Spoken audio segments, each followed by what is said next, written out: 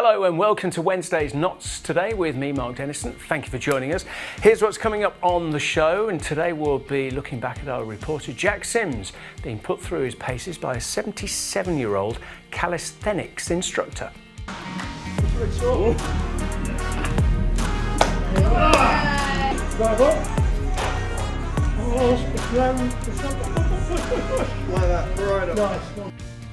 Dropped his car keys there. We'll also be looking at a step by the Reform-led County Council to ban some journalists from interviewing key politicians. The new administration has been told the Nottingham Post and the local Democracy Reporting Service won't be invited to key events moving forward. We'll hear why later on. And we've got a sporty theme for you as well, including catching up with Mel and Holly from Her Spirit. The organisation wants to support all women in Nottingham to live healthy lives, and they're here as great friends of the channel to look back on how things have improved over the last 11 years. That's all part of a look back as Knots TV comes to a close this week, and later on we'll also reflect on another big part of the Knots TV family, that's Team Talk. The panel show is our most popular programme before ending in May, and later on we'll catch up with Mark Shardlow and Charlie McParland as well. Also in the show we'll be looking ahead to Mansfield Town's huge League Cup match tonight. They'll be travelling to Everton's new stadium for a clash with the Premier League club. It's nice to go into it on the back of a few wins and going into it being able to enjoy it. And that's what we'll be saying to the players. It's a one-off situation, just go and enjoy the game.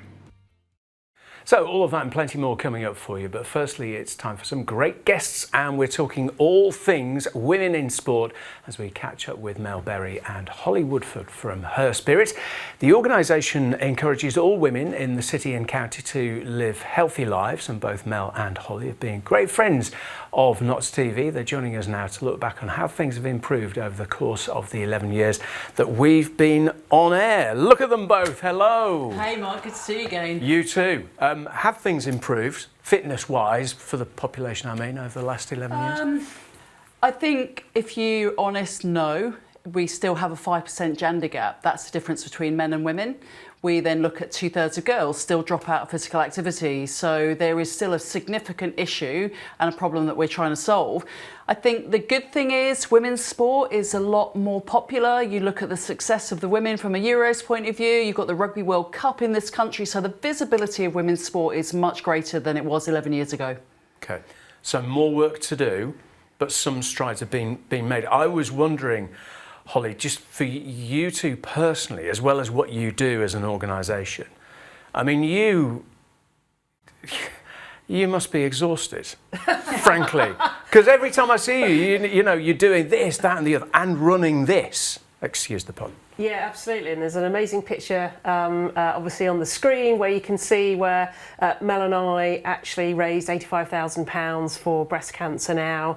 We swam across Lake Windermere, we cycled 300 miles to London in time to run the London Marathon, and we met the lovely Chris Evans actually as part of that. And we've had some incredible experiences taking on some of those challenges. And we've raised money for Move Against Cancer charity, as well as Breast Cancer Now, and kind of many others. And it's been a privilege, to be honest with you. I'm not saying it isn't exhausting and it isn't a challenge taking on swimming, cycling. Mel and I have just run 50 kilometres two weeks ago, just to prove that women in their 50s, post hip replacement, can still kind of do it. So it is exhausting, but it's an utter privilege really to be able to raise money and support women across multiple different areas. As well as the fundraising, I often think, being in your position, it must be the people that you meet, because to use a bit of a TV talent show cliche, it's a journey, isn't it? And you must see people's journey playing out in front of your eyes. If you look at Lakes to London, and I remember when we did it, you called us on the way back. We were definitely had that journey, but we've seen women that have been diagnosed with breast cancer and have survived.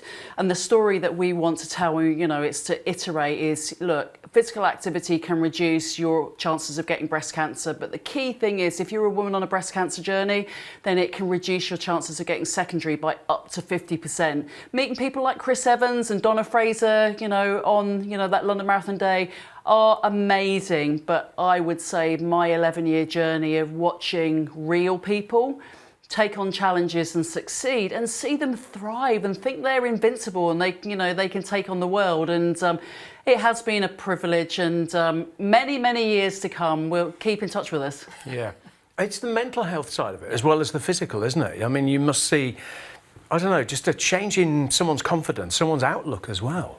And that's the magic of it. And actually, that's why we're active every day. I think we definitely drank the activity Kool-Aid because ultimately it just makes us feel good. So even if we're not doing a ride or a run or a swim, we'll go and walk every single day. So just get out into nature, seeing people in the community, passing the time of day.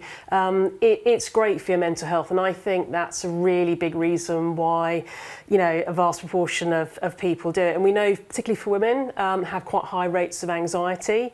You look at COVID, some of the young people, some young women who've come out of the back of COVID with really high anxiety. Exercise and exercising with others is a really powerful confidence booster. So yeah, we definitely are kind of going to carry on. As Mel says, we've come some distance, but there is still a long way to go. We're starting to campaign now to really push government to make sure that 50% of funding that's coming through sport, that's coming through the lottery, is actually going to go to women and girls. We know that 50% of women buy lottery tickets, but not actually 50% of that money going to women and girls. So we know it works for your mental health, your physical health. There's just a gap in terms of that kind of investment. So we will keep campaigning and keep doing some wild, crazy things to make sure that message carries on. I know you will. I always enjoy our catch-ups. Thank you for being good friends of this channel over our 11 years, and I wish you well with everything coming your way as well. Thank you. We're really sad to see you go, but thank you for everything that you've done, and thank you for supporting so many women across Nottinghamshire. It's a pleasure. Thank you. Now, you're going to enjoy this as well, actually, as we look back through time. We're also taking a step back to some of these stories we've put out on Mott's TV in recent weeks, months and years. And staying on that sporty theme, we'll return to a story we ran in December when Jack Sims went for a workout with Graham Parrington, a former truck driver who's now a fitness instructor at calisthenics at Home Pierpont. Here he is, putting Jack through his paces. To those who follow his Instagram, he's the king of calisthenics. But to those who come to Home Pierpont Country Park Gym, he's just Graham. 10 years ago, after retiring from his job as a lorry driver, Graham Parrington wanted to keep productive. So his wife Cynthia surprised him with a gym membership as a way of keeping active. Now, he's 77 years old and has become a level 2 gym instructor, coaching strengthening classes at the gym, as well as participating in national calisthenic competitions, beating out those 30 years younger than himself. He says his main motivation to teach just came from wanting to give people a hand. I like helping people, and the feedback you get, especially the classes I teach, the admiration for me it's quite astounding. It's really nice, really nice. You can't be getting praise for a job that you do. It's like anybody that does a job, if they do it well, people will comment, oh, you've done a good job there.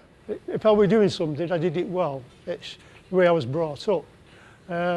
So anything that I do, I give it the full attention. And for those who work with him, such as his manager Rachel Wheatman, Graham never fails to impress. Well, when Graham's around, I don't really get much work done. I'm often out on the gym floor, imparting any sort of challenge he's got, or recording him for his Instagram. I found him very inspiring, a bit of a quirky character. I think with Graham, he's just got a great outlook on life. He's got elements of play within his day-to-day. I know you're often told you need to kind of act your age, but I think we need to forget those societal pressures and just, have fun. And for those of you at home thinking, oh yeah, I could do all that easy, well, ponder no longer, because I'm here to represent you. That's right, Graham is going to take me through just a few of his daily workout routines, such as this hanging L sit. Show him how it's done, Graham.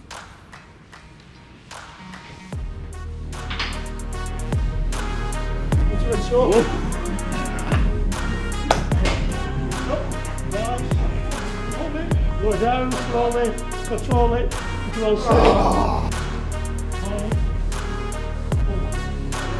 Hold it! Hold, hold, hold.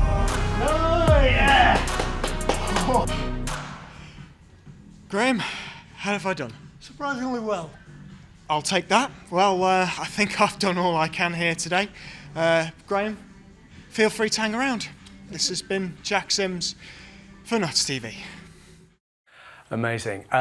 Graham is competing in the UK Co-North Regional Championships this Sunday. Good luck from everyone on Notts TV. I'm not sure if Jack's doing that. Maybe not. In other Notts news today, a man has been charged after a child was assaulted at the Nottingham beach. The incident took place on Old Market Square just after 5 o'clock last Friday evening when a family were approached by a man unknown to them. Family members intervened when the child was assaulted before a suspect was arrested. Now, 26-year-old Roshan Ramar of Eastham Close has been charged with common assault.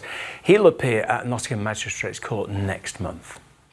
And a tattooist who sexually assaulted more than half a dozen of his clients has been jailed.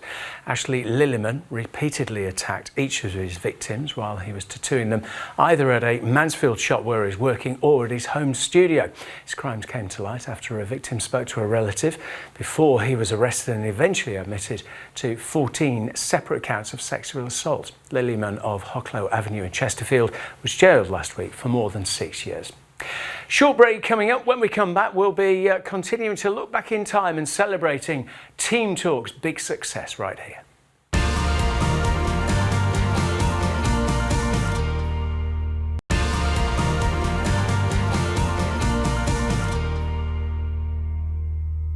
Hello and welcome back to Wednesday's show with me, Mark Dennison. Thank you for joining us.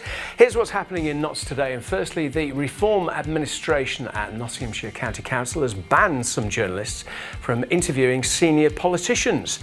Nottinghamshire Live and the Nottingham Post say they've been told they won't be invited to key council events or be given the opportunity to interview cabinet members, following a row over the newspaper's coverage. The editor, Natalie Fay, criticised the party for going against free speech and the open press, but Reform says it's because the paper has been running too many negative stories. Next, the University of Nottingham's plans to turn the city's old HMRC offices into a new campus are expected to have already cost more than £45 million. The university bought the former tax offices in 2021 as part of plans to turn them into a new business school. Those ambitions have been hampered by a financial crisis that also saw hundreds of jobs put at risk. Now the university has revealed the overall cost of the project, including buying the Grade 2 listed building for £37.5 million in 2021, have now exceeded £45 million. Now, moving on, as Notts TV comes to a close this week, we're taking a look back at some of the greatest moments on the channel over the last 11 years, and we couldn't do that without talking about Team Talk, the weekly panel football show discussing all things Forest, Notts and Mansfield. The show came to a close at the end of last season. It's featured big interviews with the likes of Roy Keane, Sean Dyche and Gary Birtles. In a moment, we'll reflect on some of our county's biggest sporting moments, but first, here's a look back at Team Talk.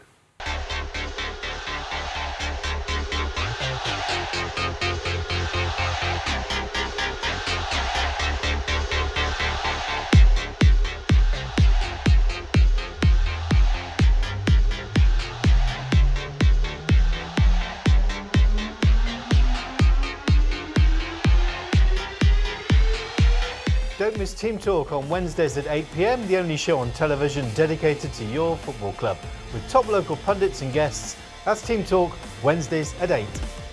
We even got it with the kids. Yeah. That's a bad game. Oh, he's tired. He's not tired, just had a bad game. I'll go back to my time with Alex Ferguson. It was a bit like, you know, I can sit there and think I've walked under Brian Clough and Alex Ferguson. Very, very lucky. Look, if we did go and win the league and we got promoted, that the club would back the women's team, because now to go into that championship, you have to have that foundation and that stability, and the teams do have to essentially be going to a full-time model. You wouldn't be able to compete in that league without being in that model and having that financial backing. Seems to be in the right place at the right time. He's not brilliant at heading, he's not brilliant at holding the ball up, but he's there to score the goals, and he's scored a fair few so far. I mean, the Premier League, what I learned is that you kind of get that weird thing in most divisions, but particularly in the Premier League when you think, oh, we're all right here, and then 3 games go by and you think, oh, right, OK, we've lost 3.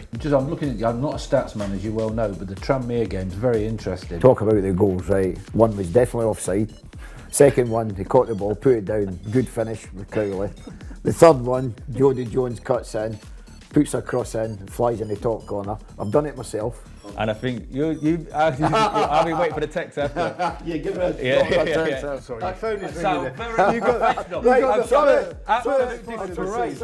the First fine of the season. So Alex, no, sorry, no, I'm busy.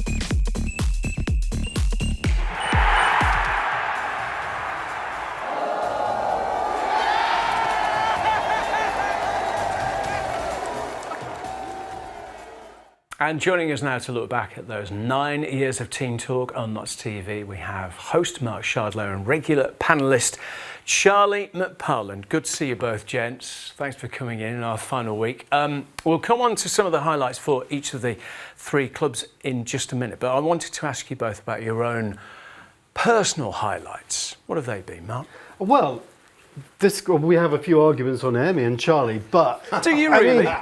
He's played, coached and managed at the highest level in football through 4 decades, and his contact book is phenomenal. So to get Sean Dyche, one of the few English managers in the Premier League over the last decade, to come in the studio every year, spend an hour with us, chatting away, talking sense, has been amazing.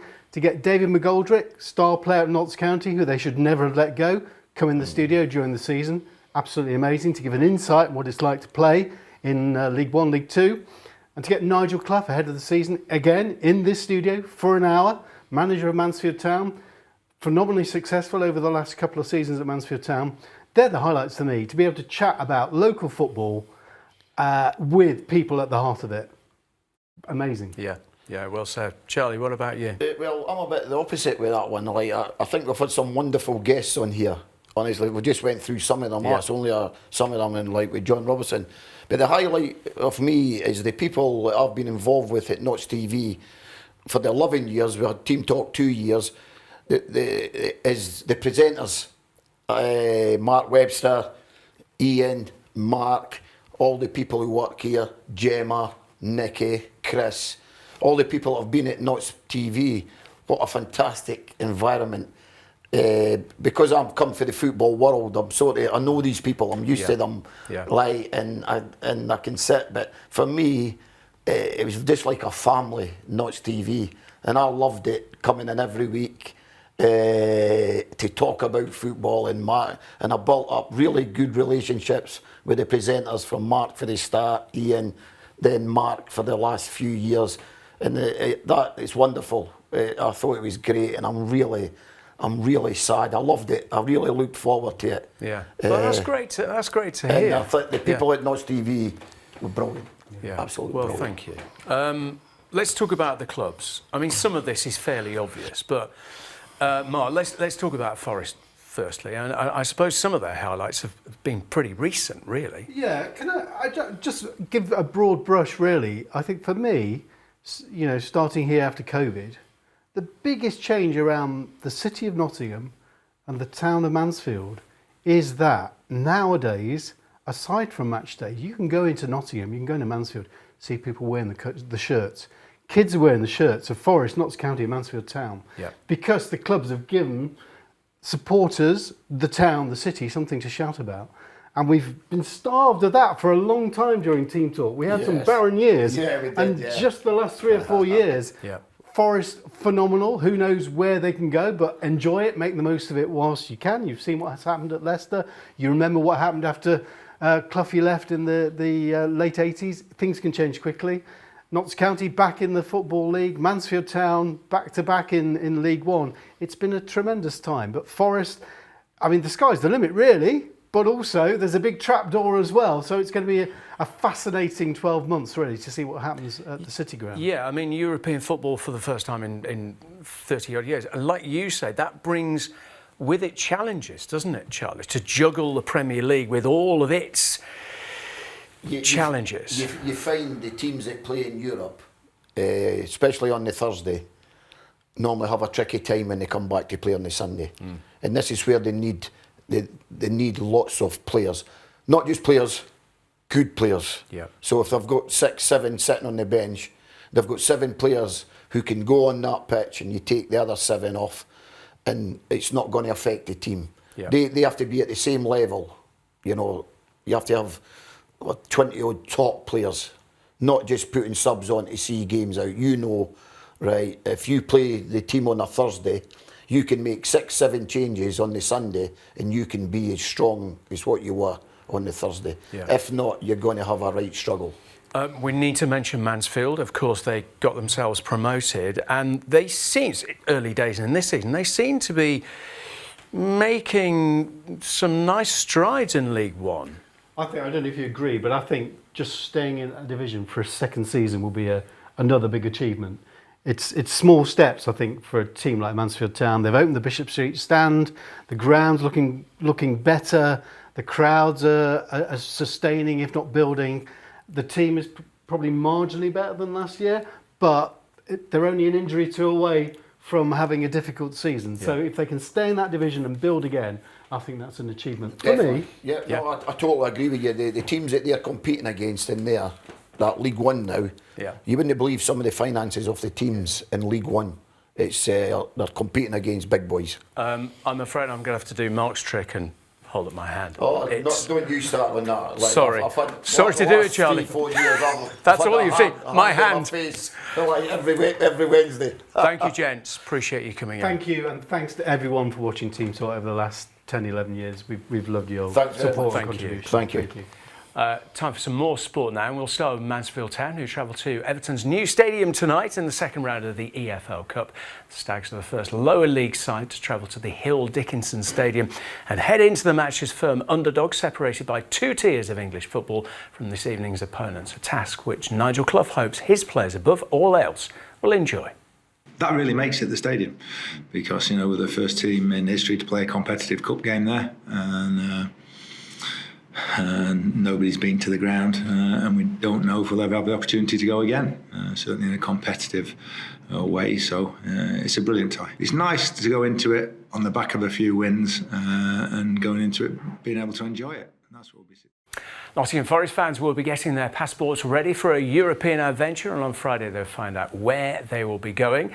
The draw for the Europa League will take place in Monaco this Friday and will determine the 8 teams Forest will play in the initial league phase of the competition. The Reds are one of 13 teams who have already qualified for the second tier of European football, with the other 23 teams yet to be confirmed. The first match will take place on either the 24th or 25th of September.